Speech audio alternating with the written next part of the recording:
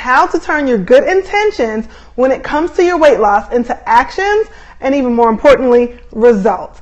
3 steps to turning your good intentions into actions and results when it comes to your weight loss. Number 1, you guys, step number 1 is get a specific and a proven plan. A specific and a proven plan. So let me break this down for you guys, right? So if you were intending to lose 20 pounds the first quarter of the year, or drop 3 dress sizes the first quarter of the year, that is great. That's a goal, that's an intention, that's a desired outcome. But it's really hard to take action on that intention, because how do you do that, right? How do you lose 20 pounds? There are certain steps that you need to implement consistently in order to get your body to release 20 pounds or 2 dress sizes or whatever your goal is. So a lot of us have like the goal. We're smart enough to be very specific about what we want. We are even smart enough to be very specific about when we want to achieve it by, but our plan is either non-existent or it's not specific enough. So here's what I mean. And people tell me this like legit all the time. Like, I'm gonna start eating better and, exercising more because I want to lose 20 pounds by Christmas. Well, they wouldn't be saying that now, right? So if you can see where there's maybe some holes in that plan, if you can see where maybe that plan is not specific enough, I want to eat better and move more in order to lose 20 pounds by X date. That's how a lot of us plan sometimes, guys. And so that's where we get stuck, right? With turning these intentions into actions, because eat better. Like, how do we qualify that? How do we quantify that? How do we know if we're eating better so that we get that motivation to keep going? Move more. Okay. Not really specific. And I want to submit to you that you could possibly eat better and move more, but not be eating well enough or moving enough to hit the goal that you set for yourself. So if you've ever set a goal and you're doing something, you're taking consistent action, but maybe not the right actions, so you're not getting the results, and now you're demotivated, and you're not as motivated to move more because you're stepping on the scale and you're seeing no change, right? That's what happens when we don't have a plan that is specific and proven. And let me just touch on that for a little while, guys. Make sure that whatever actions or plan that you have come up with in order to meet your intentions, the plan needs to be specific, but also you increase your chances of success and you decrease your chances for frustration so much if you pick a plan that has been proven to work for people like you. Here's what I mean. Do not go hire the tallest, buffest bodybuilding trainer in the gym who, and there's nothing wrong with bodybuilders, I used to be one, but who puts you on his plan? Has that plan worked for people like you? And that's a very good question to ask a coach maybe before you hire them. Like, tell them what you need, who you are, what your struggles are, what your desired goals are, and then ask them about people that they've coached like you. And don't just say, have you ever coached someone like me, right?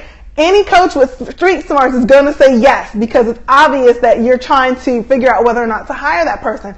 Ask them what are some of the common struggles that people like you who they have coached have, and how they have specifically helped those people get over those struggles.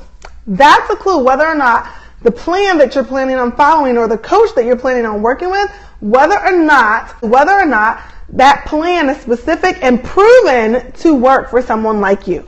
So number 2, identify obstacles and possible solutions in the beginning. Here's what I mean, you guys. So here's the deal, right? Most of us have had to do this before. We've worked on losing weight before. We followed a healthy eating plan before, or a workout plan before.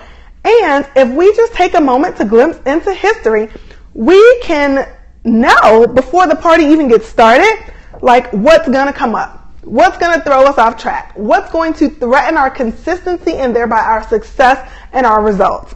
So rather than just like avoid that and not think about it because it's uncomfortable and we don't like it, take a glimpse at the past.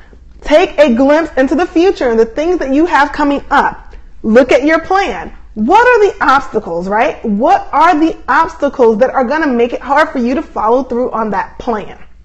When you identify your obstacles in advance, You have a clear head to be able to brainstorm and come up with solutions that may work without the emotion of being in the thick of things. Here's what I mean.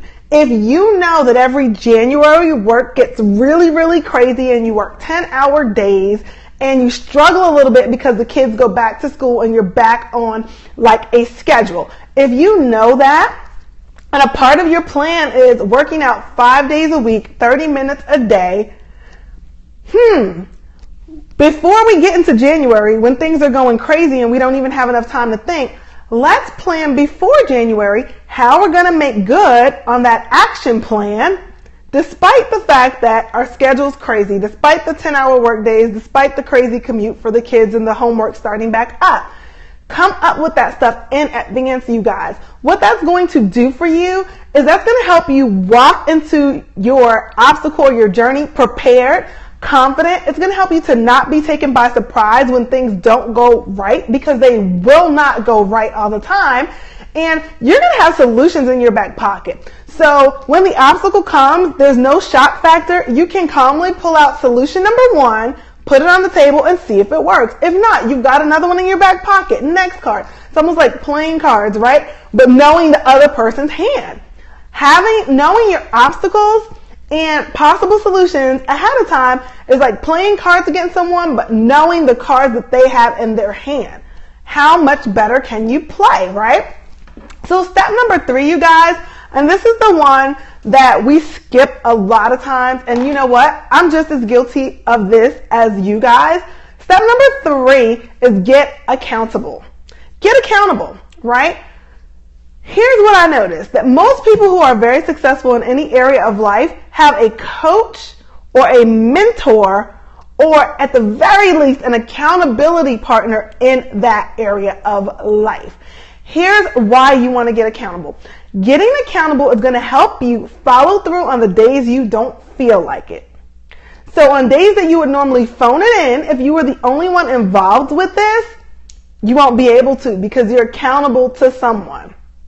Okay, so that's number 1. Number 2, getting accountable and having a coach or a mentor or accountability buddy at the very least in your life helps give you perspective, because it's very easy for us to get emotional and to feel like nothing is working and everything is falling apart and this sucks, we can't do this, when someone who's outside of the situation but knows your goals, your intention, and your plan may say, it's really not that bad. Like, you meant to work out 5 times and you worked out 3 this week. Yeah, I mean, that's about 60%, but, you did not fail, And perspective is key, you guys. So how to turn your good intentions into actions, 3 simple steps. Get a proven specific plan.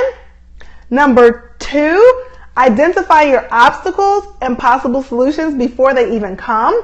And then number 3, get accountable. You need a coach, a mentor, or an accountability buddy. I'm just saying, you just do.